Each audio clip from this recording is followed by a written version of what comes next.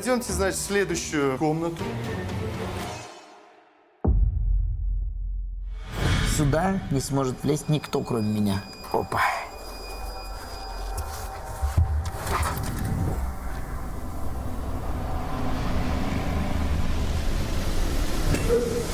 Что это было? Что это было?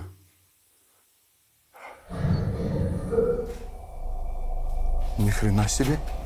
Это кто-то кашляет.